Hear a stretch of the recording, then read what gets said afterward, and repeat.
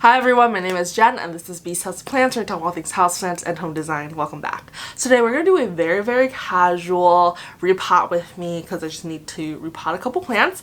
So the plants I need to repot today are my creeping plants or crawling plants. So these are the types of plants that instead of climbing up poles or trees, they like to kind of expand by crawling on the floor of the jungle, and then each node it'll put out roots anchoring itself onto like the underground, and that's how they kind of grow. I do know that you can put a raphidophora decursiva up a moss pole, so I'm thinking that's probably like by trying to train this main stem up a pole. Just the way that mine is growing, I can definitely tell that it would probably much prefer to be kept creeping as it naturally does, so that's what I'm gonna do today. The other creeping plant I have is a philodendron gloriosum. So this one you might not know is a creeping plant, but it is a creeping plant. So usually when you pot a philodendron gloriosum, you're supposed to leave the main stem on top of the soil because that's how they grow. This is currently in a 6-inch pot, and as you can see, at both ends it's already hit the wall of the pot, and it's kind of like damaging the leaves that are trying to like come up now.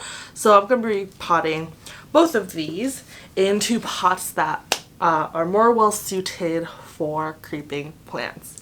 I also have questions from my Instagram. I put one of those question boxes, so I'll also be answering questions from there. If you ever want to ask me a question, I put out these question boxes all the time, so follow me at Beast House of Plants. Okay, so this is the pot that I just bought. I got them, they were in a pack of 3 on Amazon, and they were labeled as self-watering pots. I probably won't use it as a self-watering pot, but I do like that it's a nursery pot with holes and then like a cash pose situation. So I'll probably just use it as like a regular nursery pot and water it normally. But I do have 3 of these and I only have 2 creeping plants, so I might try to use one of these as kind of like an experiment for leca to see if maybe this would make a really good leca pot.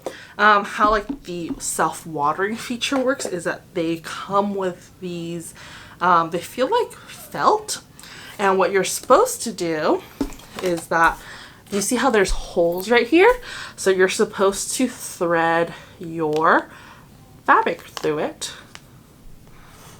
like that, and then on top or bottom also thread.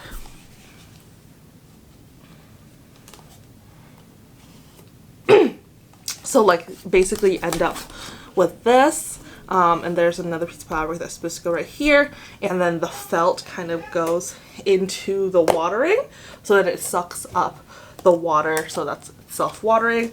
And then you can tell the water level because in the corner it has this like clear panel so you can see where your water levels are at. So I think I'm going to try to use one for leca to just experiment and see if I like it, but otherwise I'm just going to use 2 of them as like regular nursery pots. Okay, so let's start with my raphidophora decursiva. So this is in a 4-inch pot right now, and it put up this huge stem before it put out a new leaf. So I think I'll be happy to get some more soil. I don't think I'm going to use the ribbon for this one, just because I don't think it's really necessary. Okay. Can you see what I'm doing? You cannot see what I'm doing. Okay, let me move the camera first. Okay, so I think this angle might be a little bit better for you to be able to see what I'm doing. Okay, so the soil mixture I'm going to be using is the one I mixed up in my repotting video. I'll make sure to link on the screen right now and in the description box for you.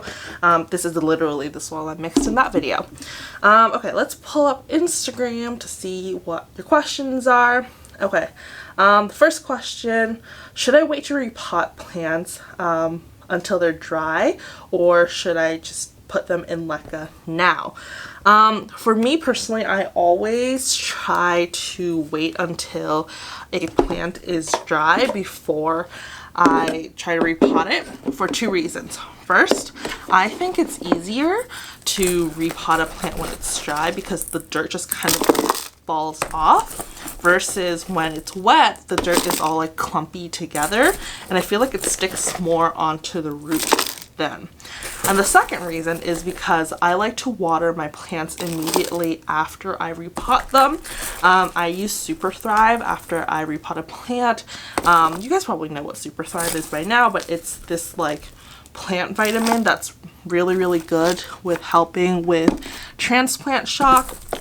So obviously if I want to if I want to water my plant immediately after I repot, I don't want to over water my plants, so then I wait until the plant is dry before I repot.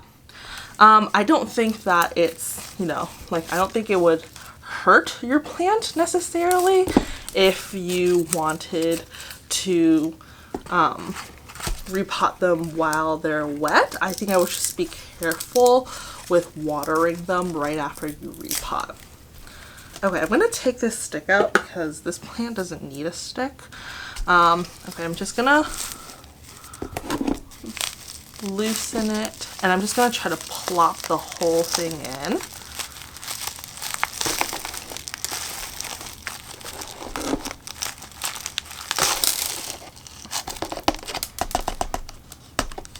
Okay, this is the tag. Put this back later. So pretty good roots on this one. Those are pretty good roots. Okay, what I'm gonna do is I'm gonna start on this side, and I feel like another popular question is like, oh, do you need to mess with the root ball? It's kind of two camps on that.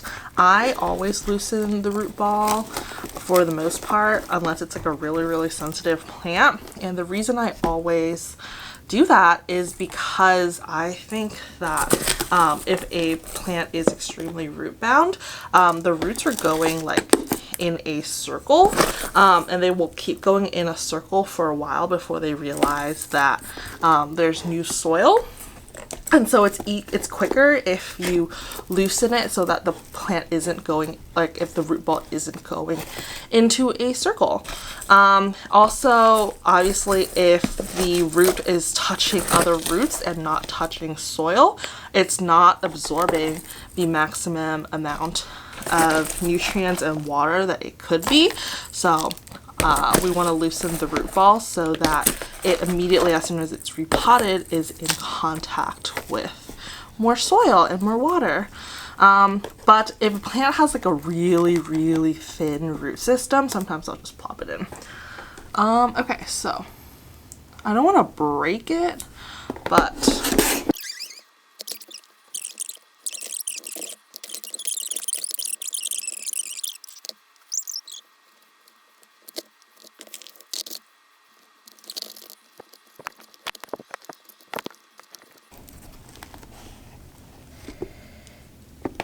okay, I think this is how I'm gonna do it. So this stem is naturally curving right here, and this jar or container is curved right here. So I think I'm gonna try to line it up with where it's already naturally curving. So hopefully it'll grow around. You know what I mean?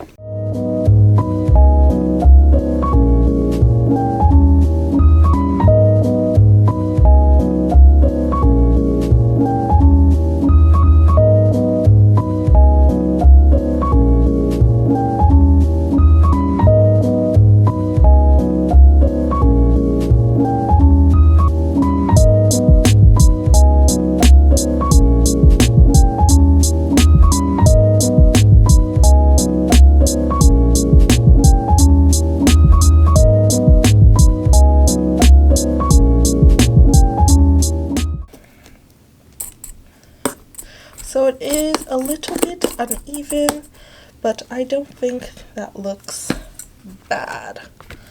Okay, I'm not unhappy with that. I guess we'll just see how this goes after I live with it for a while, see if this ends up rooting.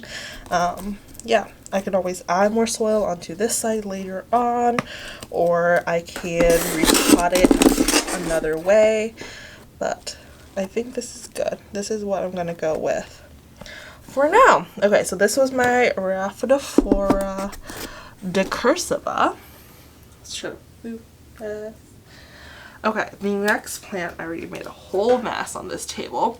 The next plant I'm going to tackle is my philodendron gloriosum. So my philodendron gloriosum, I actually bought another pot for.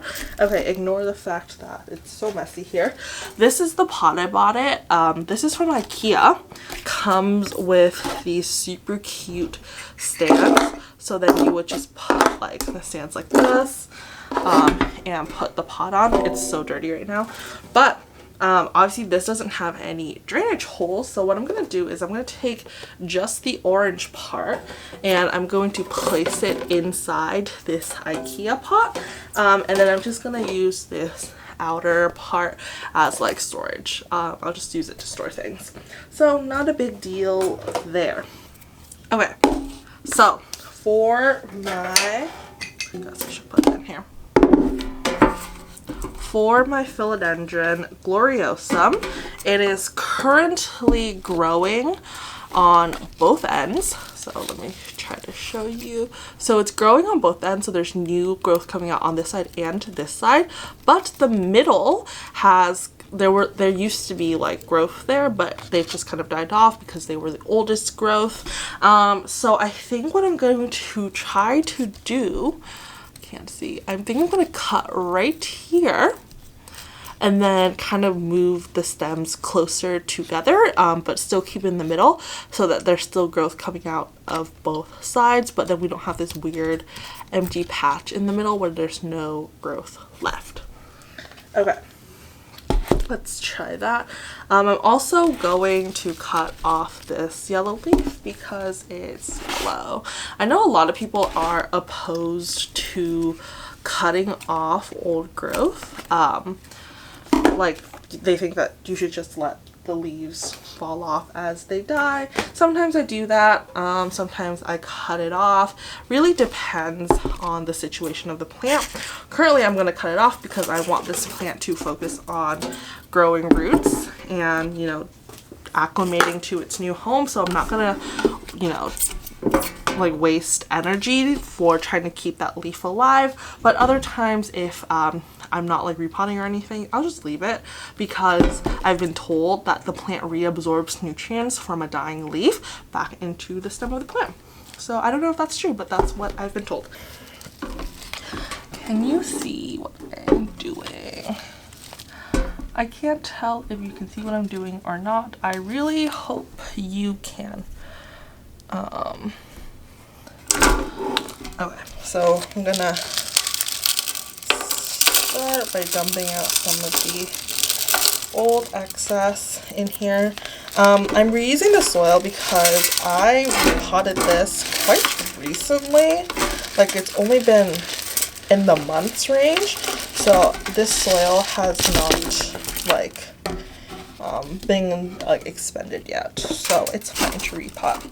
But if it's been like a while, then obviously I would use new soil. Okie dokes. Kind of break that in. Okay, let's look where I'm going to make my cut.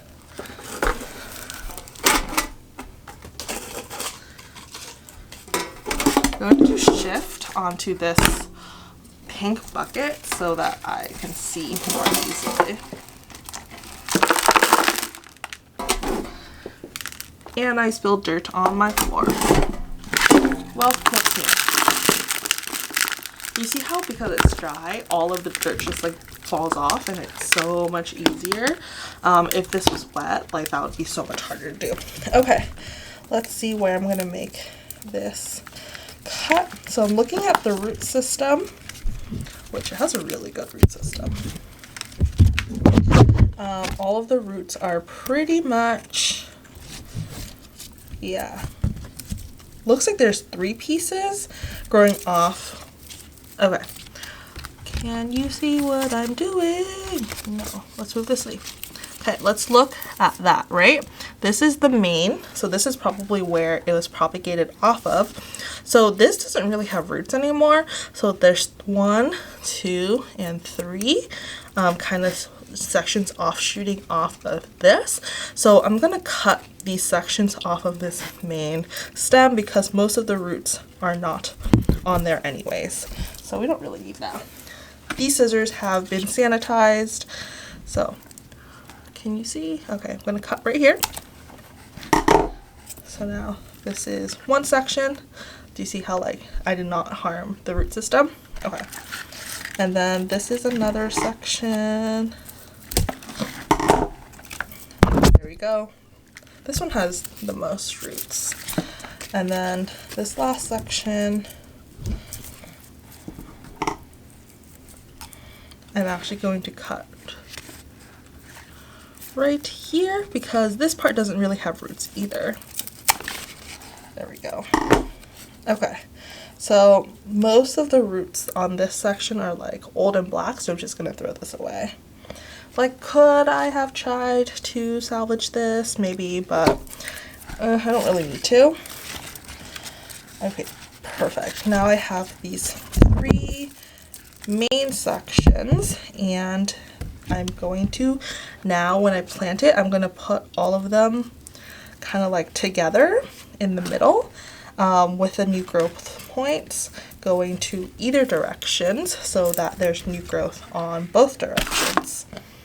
Okay. I hope that made sense. Alright, wait, before I start planting this, let's see what another question is. What is your #1 wish list plant at the moment? My #1 wish list plant at the moment. Let me think about that. What do I really want? I really want a Hoya polynera, or a fishtail Hoya.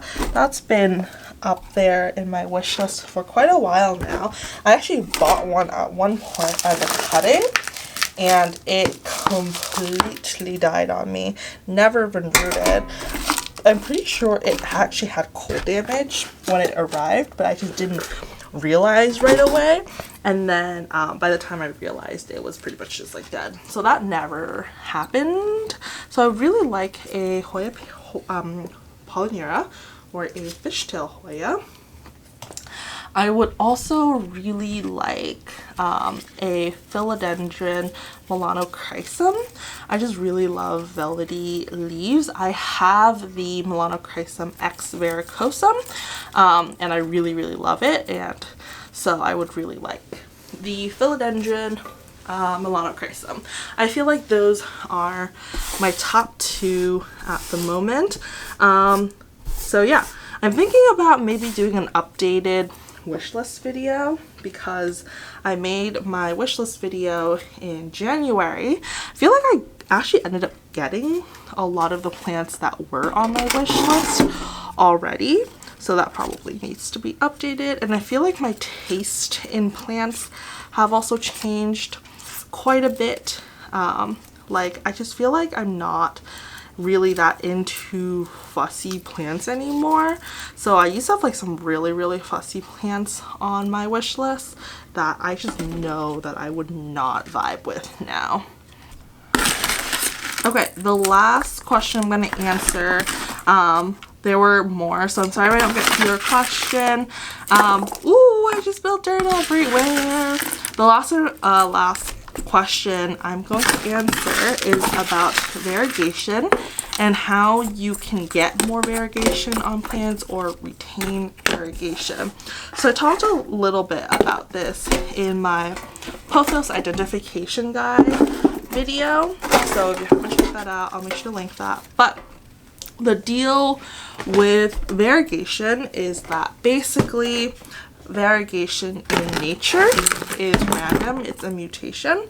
And then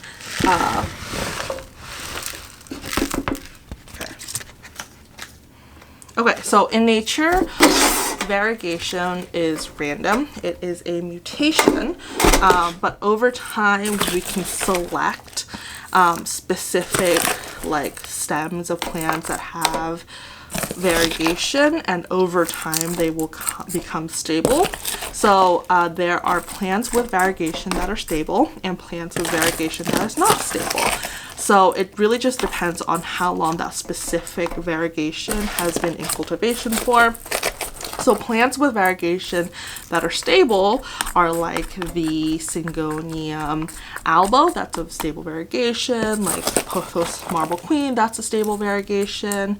Let's see what else, like the Philodendron Rio is a stable variegation. Plants, or even the Monstera Thai constellation, that's also stable variegation. Plants that, okay, I'm also trying to make sure that the stem is on top of the soil line. So for creeping plants, you want to make sure that the stem is on top of the soil line or else they will rot. Plants that do not have stable variegation include the Philodendron Pink Princess and like the Monstera albos, and like the Monstera aurea, which is like the yellow version of the albos. Those are not stable variegation. And how you basically, for plants that have stable variegation, if you want more variegation, what you have to do is just basically provide it with optimal conditions. Make sure that you're giving it all the lighting it wants and desires and needs. For most plants, that's bright indirect lighting, which is kind of like a cliche term, but I'm gonna link Houseplant Journal in the description if I remember. He has really good explanations on what bright indirect lighting is and like actually quantifies that. But basically, if you give it the optimal condition that it would want, so you're giving it the max amount of lighting it can handle, plus, you know, ideal watering, ideal soil types, blah, blah, blah, blah, it will give you, you know, more variegation. But obviously variegation is, you know, a mutation, and so those parts of the leaves that is variegated, they don't photosynthesize, so only the green parts of the leaves photosynthesize. So if you're putting your like Marble Queen pothos in a really, really dark corner, you will see that the leaves will start getting greener and greener because it needs more of that surface area space to be able to photosynthesize, to be able to get all the light it needs to survive. For plants that do not have stable variegation, like your Monstera albos or your Philodendron Pink Princess, you would just really need to still give it optimal conditions. But if your plant is starting to revert, you need to cut it. So you just need to cut it back to the last node with really, really good variegation and just hope that the new growth point puts out good variegation. Plants that don't have stable variegation, they're just unpredictable in that way, and that's just something that you need to know you're signing up for before you buy the plant. So yeah, okay, this looks good to me. Okay, that is good enough for now. So obviously I need to water it so that the soil compacts it a little bit and holds the plant a little bit more stable. You can't really tell. Okay, so that was me trying to repot all of my creeping plants. This is what the Philodendron gloriosum looks like now. This is what the raphidophora decursiva looks like now. I will definitely keep you guys updated on Instagram on how these turn out. But I have definitely realized that I'm really not good at multitasking and answering questions while I'm trying to do something. But thank you guys so much for watching this video. If you like it, please give me a thumbs up and subscribe, and I'll see you soon. Bye!